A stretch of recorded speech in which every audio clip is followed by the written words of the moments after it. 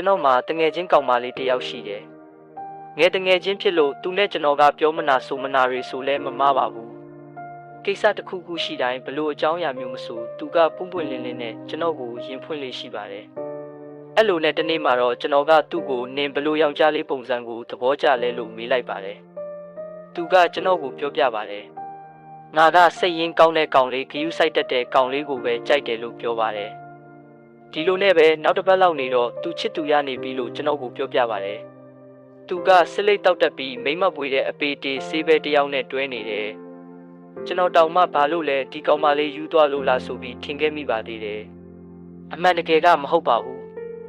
သူ့အုံနောက်ကသူ့ကိုလှည့်စားနေတာပါpsychology လို့ခေါ်တဲ့စိတ်ပညာအရဆိုရင်မိန်းကလေးတွေဘက်ပွိုင်းကိုကြိုက်တာဟာအချစ်ကြောင့်မဟုတ်ပါဘူးဟော်မုန်းကြောင့် evolution ကြောင့်အုံနောက်ရဲ့အမှားကြောင့်ပါဒီနေ့မှာတော့ကျွန်တော်ကမိန်းကလေး90%ခိုင်နှုန်းကိုဖန်ဆားထားတဲ့ psychology ခေါ်စိတ်ပညာ6ချက်ကိုသိပ္ပံနည်းကျကျနဲ့ခွဲခြားပြပေးသွားပါမယ်အရင်ဦးဆုံးအနေနဲ့ဘက်ပွိုင်းဆိုတာဘာလဲဘက်ပွိုင်းဆိုတာလူဆိုးမဟုတ်ပါဘူးလူမိုက်လည်းမဟုတ်ပါဘူးဒါကိုကွဲကွဲပြားပြားသိဖို့လိုပါတယ်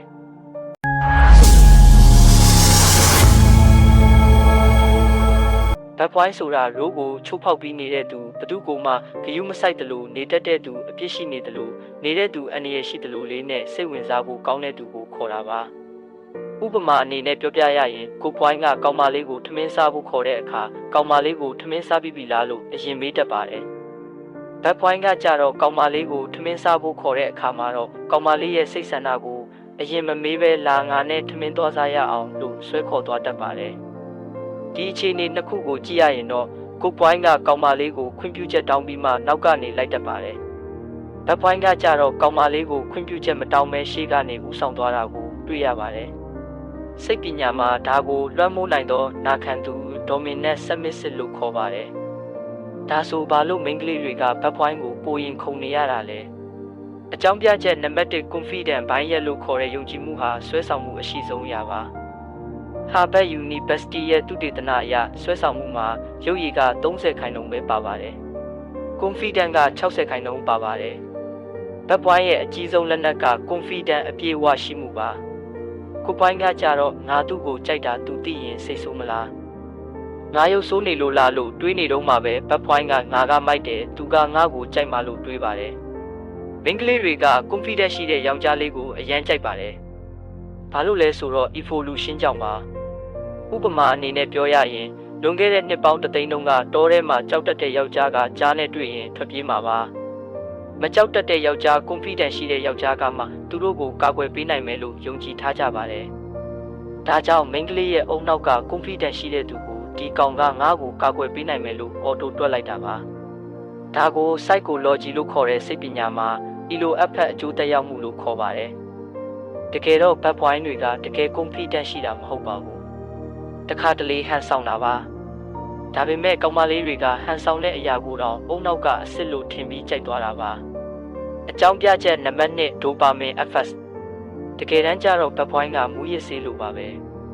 ကိုပွိုင်းကနေတိုင်းကိုမော်နေတိုင်းဂယုစိုက်နေတိုင်းချစ်တယ် break date လုပ်လို့ရပါတယ်ပြင်းစရာကောင်းပါတယ်ဒီနေ့ချိုတယ်မနှက်ဖြန်ခါတယ်ဒီနေ့စာပို့တယ်3ရက်လောက်ပျောက်သွားတယ်ဒီနေ့ချစ်တယ်မနှက်ဖြန်ရန်ဖြစ်ကြတယ်ဒါကို psychology လို့ခေါ်တဲ့စိတ်ပညာမှာရန်ဖန်ရန်ခါအားဖြည့်ခြင်းလို့ခေါ်ပါတယ်ကာစီနိုလောင်းကစားဆက်လိုပါပဲလောင်းကစားဆက်ကကစားတိုင်းပေးနေရရင်ဘယ်သူမှစော့မှာမဟုတ်ပါဘူးတခါတလေပေးလိုက်တခါတလေမပေးလိုက်မှလူတွေယူပြီးစော့ကြတာပါဘက်ပွိုင်းလည်းအတူတူပါပဲတခါတလေဂယုစိုက်လိုက်တခါတလေဂယုမစိုက်လိုက်နဲ့မိန်းကလေးကသူငါ့ကိုချစ်လားမချစ်ဘူးလားလို့တနေကုန်တွေးနေရပါတယ်အဲ့ဒီအချိန်မှာအုံနောက်ကဒိုပါမင်းထွက်ပါတယ်စိတ်လှုပ်ရှားတယ်ရင်ခုန်တယ်ကိုပွိုင်းကဒိုပါမင်းမပေးပါဘူးဆဲရဒိုမင်တွေပဲပေးပါတယ်အေဂျင့်နဲ့ပြင်းတယ်အသက်18နှစ်ကနေ25နှစ်အတွင်းမှာအုံနောက်ကဒိုပါမင်ကိုပို့လို့ခြင်းပါတယ်စိတ်လှုပ်ရှားတာကိုပိုကြိုက်ပါတယ်ဒါကြောင့်ဘက်ပွိုင်းကိုပိုကြိုက်ကြတာပါအကြောင်းပြချက်နံပါတ်3 debt attraction လို့ခေါ်တဲ့အမှောင်ကိုကြိုက်တဲ့စိတ်University of Texas ရဲ့သုတေသနအရမိန်းကလေးတွေဟာ debt attraction ရှိတဲ့ယောက်ျားကို short time အတွက်ပိုကြိုက်တတ်ကြပါတယ်။ ဘက်ပွိုင်းတွေဟာသူ့ကိုသူချစ်တဲ့လူကိုတုံးတက်တယ်နောင်တမရတတ်ဘူးဒါကအန္တရာယ်များပေမဲ့စိတ်ဝင်စားဖို့ကောင်းပါတယ်ဘာလို့လဲဆိုတော့ that attraction ရှိတဲ့သူကရိုးရိုးလူထက်ပိုပြီးထူးခြားတယ်ပိုပြီးဇလန်းရှိတယ်ပိုပြီးခံမှန်းရခက်ပါတယ်ကိုပွိုင်းကစာအုပ်အဖြူလိုပါပဲဘက်ပွိုင်းကြတော့မှုကင်းစာအုပ်လိုပါပဲဘယ်ဟာကိုပိုဖတ်ချင်လဲအကြောင်းပြချက်နံပါတ်၄ fit inserting လို့ခေါ်တဲ့ငါသူ့ကိုပြင်ပေးနိုင်တယ်ဒါကမိန်းကလေးတွေရဲ့အကြီးဆုံးအားနည်းချက်ပါ psychology လို့ခေါ်တဲ့စိတ်ပညာမှာ Florence Effect လို့ခေါ်ပါတယ်မိန်းကလေးတွေကပျက်စီးနေတဲ့အရာကိုပြင်ကျင်စိတ်ရှိပါတယ်ဘက်ပွိုင်းကိုမြင်ရင်သူကအပြင်မှာစိုးတလို့နေပေမဲ့အထဲမှာနာကျင်နေတာငါသာချစ်ပေးရင်သူကောင်းသွားမယ်လို့တွေးတတ်ကြပါတယ်သူကတခြားမိန်းကလေးတွေကိုပြစ်ထားတယ်ဒါပေမဲ့ငါ့ကိုကြတော့အချစ်စစ်နဲ့ချစ်မယ်လို့တွေးထားတတ်ကြပါတယ်ဒါဟာ mission တစ်ခုဖြစ်သွားပါတယ်ကိုပွိုင်းကပြည့်စုံနေပြီးပြင်စရာမရှိပါဘူးဘက်ပွိုင်းက project လိုပါပဲငါသူ့ကိုလူဖြစ်အောင်လုပ်မယ်ဆိုလဲ project ပါအမှန်တကယ်တော့69%ဟာ project ကမအောင်မြင်ပါဘူးမပြင်သွားပါဘူးနောက်ဆုံးမှာမိန်းကလေးကပဲနာကျင်သွားပါတယ်အကြောင်းပြချက်နံပါတ်5 attachment style လို့ခေါ်တဲ့ပူးတွဲပါပုံစံဒါကနက်နဲတဲ့အချက်ပါငယ်တုန်းကဖခင်ရဲ့ဂရုစိုက်မှုချစ်ချင်းမြတ်တာမရခဲ့တဲ့မိန်းကလေးတွေဟာကြီးလာတဲ့အခါဘက်ပွိုင်းကိုပိုကြိုက်တတ်ပါတယ်ဘာလို့လဲဆိုတော့ဘက်ပွိုင်းရဲ့အပြုအမူကသူတို့ငယ်ဘဝကဖခင်ရဲ့အပြုအမူနဲ့တူနေလို့ပါဖခင်ကတခါတလေချစ်တယ်တခါတလေမချစ်ဘူးဘက်ပွိုင်းကလည်းအဲ့လိုပါပဲဒါကြောင့်အုံနောက်ကရင်းနှီးတယ်လို့ခံစားရပြီးပိုတွေ့တာသွားတတ်ကြတာပါဒါကို anxious attachment လို့ခေါ်ပါတယ်နောက်ပြီးတော့သူတို့ကချစ်ချင်းမြတ်တာကိုအေးချမ်းမှုလို့မမြင်တတ်ကြပါဘူးစိတ်လှုပ်ရှားမှုလို့မြင်တတ်ကြပါတယ်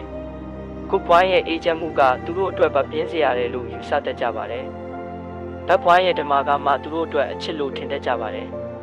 အကြောင်းပြချက်နံပါတ်6 social absolute နဲ့ freedom